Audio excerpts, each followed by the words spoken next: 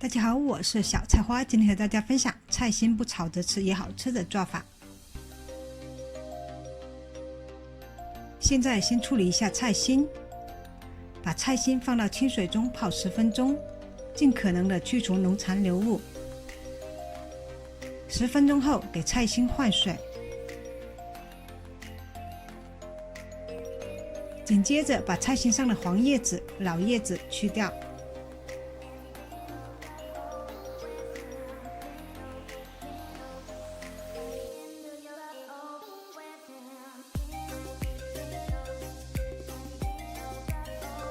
菜心去完黄叶子，接着剪掉菜心的一部分老菜梗，也可用刀切。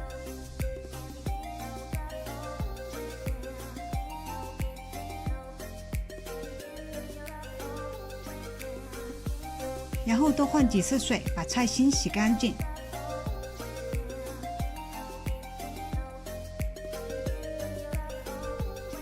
菜心洗好后，一定要沥干多余的水。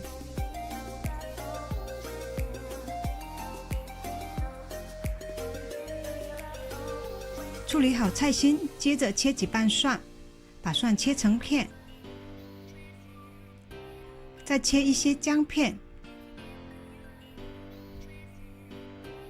几根葱，切成葱段，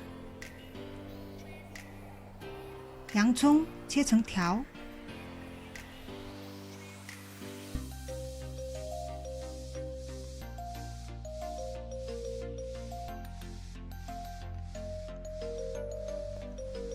锅中水烧开，放进些盐，要点底味，再倒入些油，让菜心保持翠绿不发黄。接着把菜心放入锅中，把菜心烫至断生，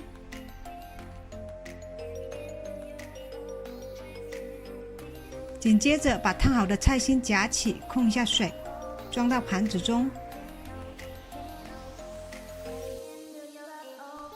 菜心在盘子里摆好盘，在菜心上放上一些葱丝、胡萝卜丝或者红椒丝，然后在葱丝、胡萝卜丝上淋上些热油。热锅下少许油，放进姜、蒜、葱、洋葱，翻炒片刻，炒出香味。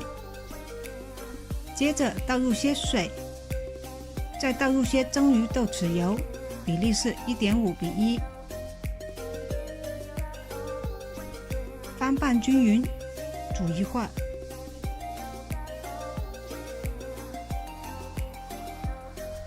再把姜、蒜、葱、洋葱夹出，丢弃。